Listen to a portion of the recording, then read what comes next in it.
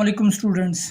First year biology में आज का हमारा टॉपिक है biology and service of Mankind. Service का मतलब होता है बच्चों खिदमत, और मैनकाइंड इंसानियत, यानी इंसानों की बायोलॉजी ने किस तरह से खिदमत की है। देखिए, बायोलॉजी का जो इल्म है इसने हमें बहुत ज़्यादा फ़ायदे दिए हैं।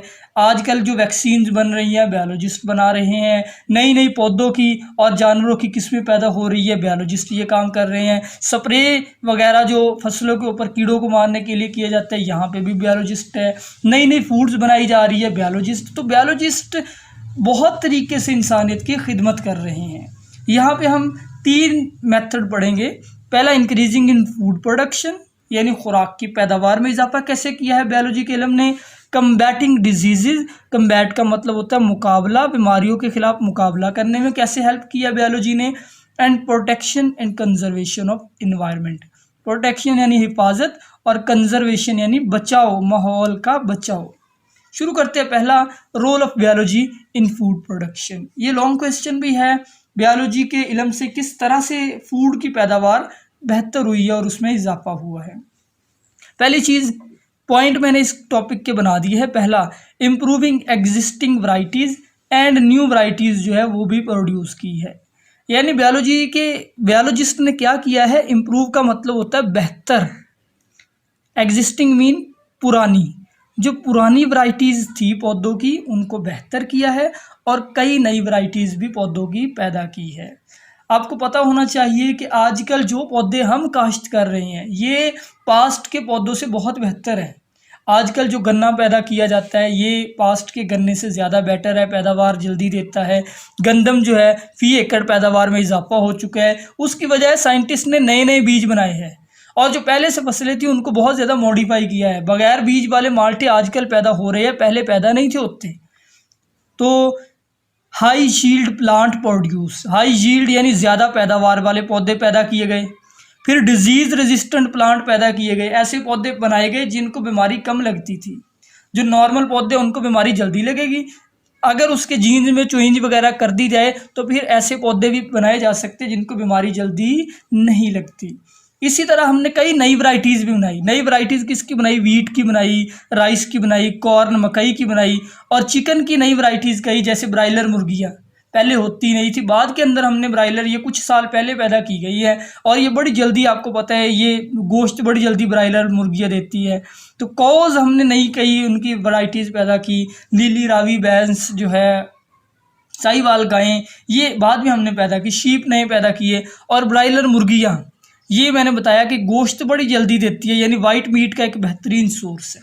पहले मुर्गियाँ जो है बड़ी महंगी हुआ करती थी, और मुर्गी का गोश्त एक बड़ा ही लोग, और मुर्गी के गोश्त को खाना बड़े फ़ख्र की बात समझा जाता था। अब ब्रायलर की वजह से तो ये बड़ी आसान बात हो गई, मुर्गी का गोश्त आसानी से मिल जाता है। दूसरा बायोलॉजी का रोल जो है वो जेनेटिक इंजीनियरिंग। जेनेटिक इंजीनियरिंग आपको पता होगा कि ये जीन्स की स्टडी होता है। जेनेटिक इंजीनियरिंग यानी किसी जानदार के अंदर जीन को दाखिल करना, जीन को निकालना। एक्चुअली जीन को दाखिल करना मतलब उसके जेनेटिक प्रोग्राम को चेंज करना। जानदार की तमाम जो ट्रेट्स होती है उसको डीएनए कंट्रोल करता है। अगर आप उसके डीएनए को तब्दील कर दें, आप उसकी प्रॉपर्टीज़, उसके करैक्टर, उसकी ट्रेट को बदल सकते हैं। तो साइंसदानों ने जेनेटिक इंजीनियरिंग के ज़रिए से ट्रांसजेनिक प्लांट पैदा किए। ट्रांसजेनिक प्लांट ऐसे प्लांट को कहेंगे जिस प्लांट में क्या हो, फॉरेन डीएनए हो, ऐसा पौधा जिसमें किसी दूसरे जानदार का डीएनए डाल दिया गया हो, वो ट्रांसजेनिक प्लांट होगा। और ट्रांसजेनिक प्लांट ऐसे बनाए गए जो बेहतर पैदावार देते थे। तो फिर ट्रांसजेनिक प्लांट बना के उनकी क्लोनिंग भी की गई। क्लोनिंग कहते हैं एक सेल से एसेक्सुअल रिप्रोडक्शन के ज़रिए से बहुत सारे नए सेल्स उसी के जैसे बनाना। क्लोनिंग, तो production of copies of organism और सेल बाय एसेक्सुअल रिप्रोडक्शन। और फिर टिश्यू कल्चरिंग भी की गई। टिश्यू कल्चर से मुराद होता है ग्रोथ ऑफ टिश्यूज़। मैं ये सारा आपको समझाता हूँ ये असल में है क्या। पहले समझे कि ये एक पौधा है, ये बहुत ही अच्छी नस्ल का पौधा है, ठीक है, ये बहुत अच्छी पैदावार देता है। साइंसदान इस जैसे बहुत सारे पौधे पैदा करना चाहते हैं। वो क्या करेंगे, इसका एक सेल ले लेंगे, एक सेल लिया, सेल की क्लोनिंग की, एक सेल से बहुत सारे नए सेल पैदा कर लिए, ये सारे, ठीक है। अब ये सारे सेल जो है इसी पौधे के जैसे होंगे, इनके करैक्टर जो है सेल के इसी पौधे जैसे होंगे। अब ये अमल क्लोनिंग कहलाएगा, नए सेल पैदा करना या नए जानदार। अब क्लोनिंग के बाद इनकी करेंगे टिश्यू कल्चरिंग। टिश्यू कल्चर में ये जो सेल पैदा किए गए हैं इनको किसी ग्रोथ मीडियम में रखेंगे, इससे छोटे छोटे पौधे बन जाएंगे। अब ये छोटे छोटे पौधे जो बने ये टिश्यू कल्चरिंग है, यानी टिश्यूज़ ने को कल्चर किया गया। अब ये पौधे इनको उगा दिया जाएगा, तो ज़ाहिर बात है ये इस जैसे पौधे होंगे, बिल्कुल अपने पेरेंट जैसे। तो ज़्यादा पैदावार देने वाला पहले एक पौधा था, अब इस जेनेटिक इंजीनियरिंग से उस जैसे बेशुमार पैदा कर लिए गए। फसलों की पैदावार में एक बड़ा मसला होता है पेस्ट का। पेस्ट से मुराद कोई भी कीड़े मकोड़े हो सकते हैं, ठीक है, कीड़े मकोड़े ये पेस्ट है, या जड़ी बूटियाँ या फिंजाई वगैरह। कोई भी ऐसा जानदार जो फसल को नुकसान पहुंचाए वो जानदार पेस्ट कहलाएगा। कीड़े मकोड़े भी, जड़ी बूटियाँ भी, फंजाई वगैरह भी, बैक्टीरिया वगैरह भी। तो हम कीड़े मकोड़ों को कंट्रोल करते हैं, पेस्ट को यानी कंट्रोल किया जाता है। प्रीवियसली यूज्ड पेस्टिसाइड, पास्ट के अंदर पेस्ट को कंट्रोल करने के लिए पेस्टिसाइड यानी कीड़े मार अद्वियात, या आप कह लो कि पेस्ट को पेस्टिसाइड मीन, पेस्टिसाइड का मतलब होता है पेस्ट को मारने वाली, यानी कोई भी पेस्ट किलिंग दवाई पुराने दौर में ये यूज़ की जाती थी, ठीक है, यानी स्प्रे आप कह सकते हैं इनको, स्प्रे। अब स्प्रे की कई किस्में होती है, फंगीसाइड जो फंजाई को मारने के लिए होता है, इंसेक्टिसाइड जो कीड़ों को मारने के लिए होता है। अब इनके कुछ नुकसानात थे। दे काज टॉक्सिटी प्रॉब्लम्स इन ह्यूमन, एक तो ये इंसानों के अंदर जहर पैदा करते हैं, ये जो पेस्ट को मारने वाले स्प्रे हैं। दूसरा पोल्यूशन इन एनवायरनमेंट, माहौल में आलूदगी भी फैलाते हैं। बायोलॉजिस्ट ने इस मसले का हल भी ढूंढ लिया और पेस्ट को कंट्रोल करने का एक नया मेथड दिया जिसको कहते हैं बायोलॉजिकल कंट्रोल। बायोलॉजिकल कंट्रोल में पेस्ट को कंट्रोल करने के लिए किसी जानदार को इस्तेमाल किया जाता है, यानी control of pest by using some living organism, और ये लिविंग ऑर्गेनिज्म उन पेस्ट को खा जाते हैं या उनको मार देते हैं। मसलन ये समझिए कि फसल के ऊपर कोई कीड़े लग गए, अब उन कीड़ों को रवायती ख़त्म करने का जो तरीका है वो ये है स्प्रे कर दें, लेकिन स्प्रे से फसल का नुकसान भी होगा, पोल्यूशन भी आएगी।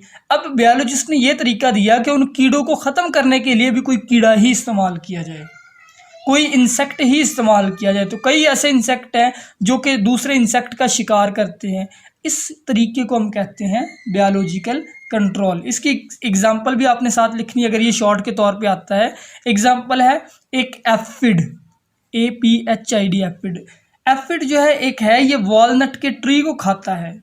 वॉलनट के ट्री जो है उसको काफ़ी ज़्यादा उस फसल को नुकसान देता है। कंट्रोल्ड बाई अ वेस्प, इसको कंट्रोल करने के लिए एक जानदार इस्तेमाल किया जा सकता है जिसको वेस्प कहते हैं, ठीक है। अब ये बायोलॉजिकल कंट्रोल है। इसी तरह कुछ ऐसे बैक्टीरिया भी है जो बायोलॉजिकल वेपन्स के तौर पर इस्तेमाल हो सकते हैं जो दूसरे नुकसानदेह पेस्ट को मार देंगे।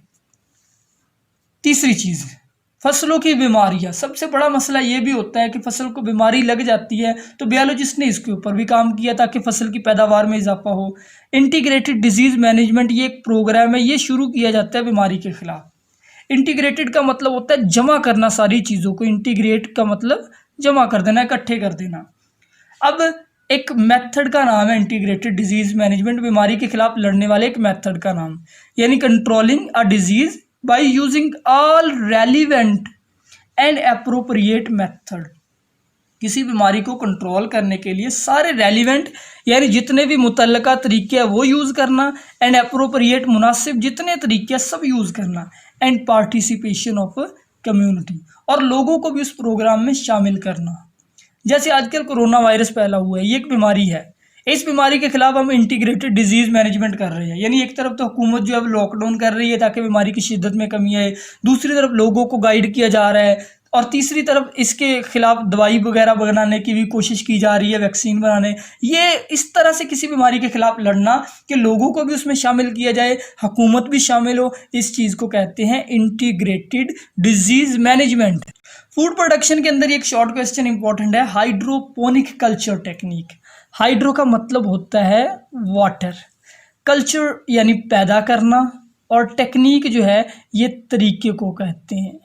तो पानी में प्लांट को पैदा करने का तरीका, डेफिनेशन इसकी ये होगी कि plants are grown in aerated water. Aerated का मतलब होता है हवादार, पौधे को किसी हवादार पानी में उगाया जाता है।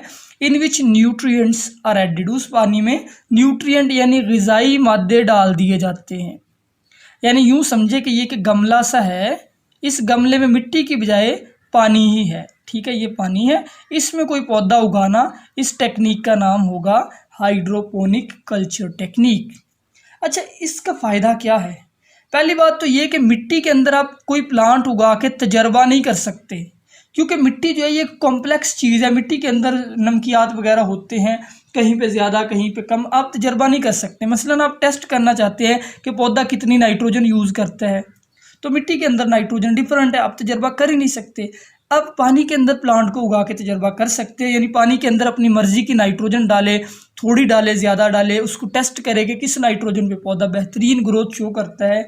तो ये इसका फ़ायदा है, यानी आप टेस्ट कर सकते हैं प्लांट की न्यूट्रिएंट रिक्वायरमेंट। तो यूजेस इसके दो हैं, test nutrient requirement of plant, ये मैंने बता दिया। दूसरा एस्ट्रोनॉट, एस्ट्रोनॉट कहते हैं वो लोग जो खला में सफ़र करते हैं, खला में सफ़र करने वाले लोग मे यूज़ फॉर ग्रोइंग वेजिटेबल। जब लोग खला में या किसी दूसरे सियारे पे जाते हैं ना, तो वहाँ पे मिट्टी नहीं होती, उनके पास पानी मौजूद होता है, तो वो पानी के अंदर सब्जियां उगा सकते हैं इस टेक्निक को इस्तेमाल करके।